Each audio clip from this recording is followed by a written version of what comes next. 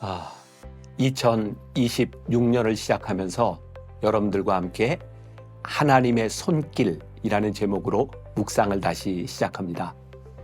2020년 코로나가 시작됐을 때 아마 목회자들뿐만 아니라 모든 교인들이 절망감을 많이 느꼈을 것 같아요. 예배드릴 수 없다. 그런데 하나님은 우리들에게 예상치 않은 큰 축복을 주셨습니다. 모이지 않아도 예배할 수 있는 방법과 특권, 그게 바로 아침 묵상이었습니다.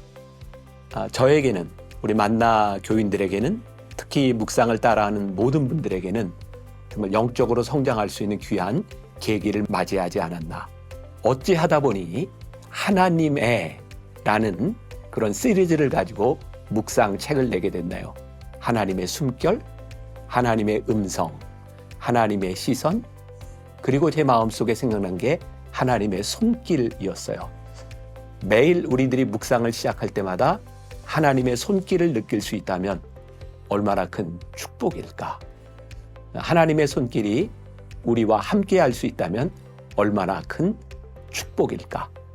이번 2026년도에는 조금 다르게 편성을 해보았습니다. 1년 365일이 아니라 1년 300일 정도 주일을 제외한, 주일은 교회에서 예배드리고 월, 화, 수, 목, 금, 토 말씀을 묵상하는 그런 기회가 될 것 같아요. 이번에는 특히 저에게는 특별한 게 따로 말씀을 어렵게 준비하지 않고 제가 쓴 묵상 글을 제가 이렇게 풀어가는 형식이 될 것 같아요. 왜 그게 가능한가? 지난 20여 년 동안 만나교회에서 함께했던 변화산의 메시지를 우리들이 함께 나누기 때문에 그래요. 20년간 우리들이 함께했던 변화산 메시지를 365개로 나누었고 300여 개의 묵상으로 여러분들에게 다가갑니다. 그때의 그 느낌, 변화산을 함께했던 여러분들의 감동, 변화산을 함께 올랐던 여러분들의 역사들을 우리 다시 한번 리마인드 할 수 있는 그런 시간들이 되지 않을까. 하나님의 손길, 2026년 1월 1일에 만납시다.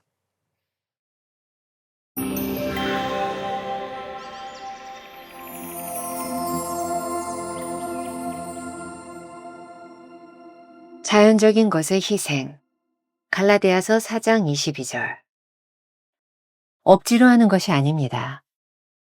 챔버스는 자연적인 것과 영적인 것을 구별하며 이스마엘을 자연적인 아들의 결과물로, 이삭을 영적인 아들의 결과물로 비유합니다. 바울은 갈라디아서 4장에서 죄의 문제가 아니라 자연적인 것과 영적인 것과의 관계를 다루고 있습니다. 자연적인 것은 오직 희생에 의해 영적인 것으로 변화됩니다. 인간적인 기준으로 볼 때 몸종에게서 얻었다고 해도 처자들을 포기하게 하시는 하나님의 명령이 잘 이해되지 않기도 합니다. 그럼에도 불구하고 이는 영적인 것과 자연적인 것이 현실에서 공존할 수 없음을 분명하게 보여주고 있습니다. 자연적인 것의 희생은 하나님의 작정이 아니라 하나님의 허용하시는 뜻입니다. 하나님의 작정은 자연적인 것이 순종을 통해 영적인 것으로 변하게 하는 것이었습니다. 모든 것에는 순서가 있습니다. 육적인 것을 먼저 희생하지 않고 영적인 희생을 하는 것은 불가능합니다. 성화는 죄로부터의 구원 및 그 이상을 의미합니다. 성화란 어떠한 대가를 치르더라도 하나님께서 구원해 주신 나 자신을 마음을 다해 다시 주께 드리는 것입니다. 괴리가 아닌 연합. 그리스도인의 삶은 자연적인 삶을 영적인 삶으로 변화시키는 것입니다. 하나님께서는 자연적인 삶을 위해 우물물이 터지게 하시고 그 삶을 오아시스로 인도하실 것입니다. 자연적인 삶이 영적으로 변해가는 과정에서 우리는 틀림없이 훈련과 실현의 시간을 지나게 됩니다.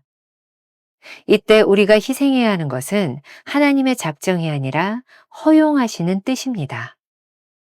하나님의 작정은 변하지 않는 하나님의 계획과 목적이며 허용하시는 뜻은 하나님의 목적을 이루어 가시는데 우리를 사용하시는 방법입니다. 즉, 우리는 순종함으로 하나님의 목적에 합당하게 쓰임받을 수도 있고, 의지적으로 불순종함으로 하나님의 뜻에 대항할 수도 있습니다. 챔버스는 허용하시는 뜻을 맞이할 때가 훈련의 시간이라고 말합니다. 훈련은 우리를 강하게 만듭니다. 이 시간을 통해 우리는 자연적 욕망에 굴복하지 않고 점점 더 영적인 헌신에 가까워지게 됩니다. 김병삼 목사의 매일 만나 365, 오늘은 12월 10일 자연적인 것의 희생이라는 제목으로 말씀을 함께 나누겠습니다. 첫 번째 주제, 억지로 하는 것이 아니다. 오늘 묵상을 이해하기 위해서는 본문에 등장하는 두 아들, 즉 이삭과 이스마엘의 관계를 알아야 합니다. 챔버스는 자연적인 것과 영적인 것을 구별하는데 이스마엘을 자연적인 아들의 결과물로, 이삭을 영적인 아들의 결과물로 비유하고 있습니다. 자, 챔버스의 글을 인용합니다. 바울은 갈라디아서 4장에서 죄의 문제가 아니라 자연적인 것과 영적인 것과의 관계를 다루고 있습니다. 자연적인 것은 오직 희생에 의해 영적인 것으로 변화됩니다. 좀 어려운 내용입니다. 하지만 아브라함이 이스마엘을 영적인 방법이 아닌 인간적인 방법으로 낳았다는 것을 기억하시기 바랍니다. 그리고 하나님께서 이스마엘을 내보내시고 영적인 아들 이삭을 통해 믿음의 대를 이어가고 있음도 기억하시기 바랍니다. 인간적인 기준으로 볼 때 몸종에게서 얻었다고 해도 첫 아들을 포기하게 하시는 하나님의 명령이 잘 이해되지 않기도 합니다. 그럼에도 불구하고 이는 영적인 것과 자연적인 것이 현실에서 공존할 수 없음을 분명하게 보여주고 있습니다. 챔버스가 오늘 묵상에서 희생이라는 말을 사용하고 있는 이유가 바로 여기에 있습니다. 자연적인 것의 희생은 하나님의 작정이 아니라 하나님의 허용하시는 뜻입니다. 하나님의 작정은 자연적인 것이 순종을 통해 영적인 것으로 변하게 하는 것이었습니다. 이 부분도 챔버스가 계속해서 이야기했던 순종이라는 말과 본질과 맥을 같이 하고 있습니다. 하나님은 우리가 순종하기를 원하시지만 억지로 순종하도록 하시지는 않습니다. 우리의 인간적이고 자연적인 생각과 삶을 포기하고 영적으로 변화되기를 원하시지만 우리를 억지로 그렇게 만드시지는 않습니다. 자연적인 결과물을 포기하는 것이 힘들고 희생을 동반하는 이유는 그러한 것들이 죄로 인하여 만들어진 것이기 때문입니다. 모든 것에는 순서가 있습니다. 영적으로도 마찬가지입니다. 육적인 것을 먼저 희생하지 않고 영적인 희생을 하는 것은 불가능합니다. 하나님께서는 이스마엘을 먼저 포기하게 하시고 영적인 아들 이삭을 포기하게 하셨습니다. 우리는 먼저 너희 몸을 산제사로 드리라는 말의 의미를 알아야 합니다. 성화와 거룩은 구원받은 주의 백성들이 단순히 원한다고 얻어지는 것이 아닙니다. 그 이상의 것입니다. 챔버스가 이렇게 말합니다. 성화는 죄로부터의 구원 및 그 이상을 의미합니다. 성화란 어떠한 대가를 치르더라도 하나님께서 구원해 주신 나 자신을 마음을 다해 다시 주께 드리는 것입니다. 우리가 기억해야 될 한 줄 노트.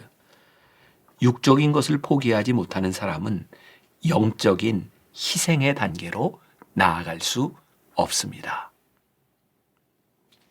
두 번째 주제, 괴리가 아닌 연합. 챔버스가 오늘 묵상에서 우리에게 이야기하는 것을 잘 이해할 필요가 있습니다. 영적인 삶이라고 해서 자연적인 삶과 관계없는 삶이라는 의미가 아닙니다. 크리스천의 삶은 자연적인 삶을 영적인 삶으로 변화시키는 것입니다. 이러한 과정에 훈련과 희생이 필요한 것이죠. 하나님은 어떤 분이실까요? 챔버스에 의하면 하나님께서는 자연적인 삶을 위해 우물물이 터지게 하시고 그 삶을 오아시스로 인도하실 것입니다. 라고 말하고 있습니다. 비유적으로 이야기하면 아브라함은 많은 훈련의 시간을 통해 결국 육적인 아들 이스마엘을 광야로 내보냈습니다.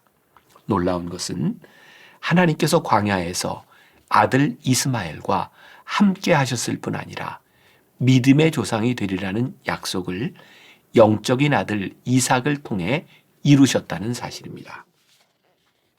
우리가 간과하기 쉬운 부분인데 창세기 21장 20절을 보시기 바랍니다. 하나님이 그 아이 이스마엘입니다. 그 아이와 함께 계심에 그가 장성하여 광야에서 거주하며 활 쏘는 자가 되었더니. 놀라운 사실은 하나님께서 이러한 포기와 훈련의 과정을 지나게 하심으로 영적으로 하셨던 약속을 아브라함의 자연적인 삶을 통해 이루어 주셨다는 것입니다. 데이빗 폴리슨이 쓴 일상의 성화에 나오는 글을 한번 주목해 보겠습니다. 더 거룩하게 된다는 것은 현실과 멀어지고 종교적이 되며 평범한 일상에서 분리되어 고상한 것을 쫓게 되는 것이 전혀 아니다. 한마디로 표현하면 더 지혜로운 사람이 되어가는 것을 말한다. 우리의 말이 더 통찰력이 있어지고 더 신중하면서도 타인에게 기쁨을 주고 동시에 더 현실성 있게 되어가는 것이다. 현실에서 느끼는 인간의 한계와 필요 속에서 하나님 앞에 정직하게 기도로 구하며 하나님이 어떤 분이신지를 알아가는 것이다. 다시 말한다. 성화, 성도, 거룩, 경건, 신성함 등은 우리의 일상을 설명하는 단어들이다. 다른 사람을 더 사랑하고 삶에서 더 기쁨을 느끼고 더 뚜렷한 목적을 갖는 것만큼 우리의 삶과 직결되는 것은 없기 때문이다. 또한 더 지혜로워지고 삶에서 희망과 믿음을 가지고 살아가는 것만큼 우리의 일상에 유익한 것이 없기 때문이다. 굉장히 좋은 글입니다. 우리가 기억해야 할 것은 우리에게 주어지는 훈련의 시간을 거부하지 말라는 것입니다. 자연적인 삶이 영적으로 변해가는 과정에서 틀림없이 훈련과 시련의 시간을 지나게 됩니다. 이 시간을 지날 때 우리가 희생해야 하는 것은 하나님의 작정이 아니라 허용하시는 뜻임을 기억하시기 바랍니다.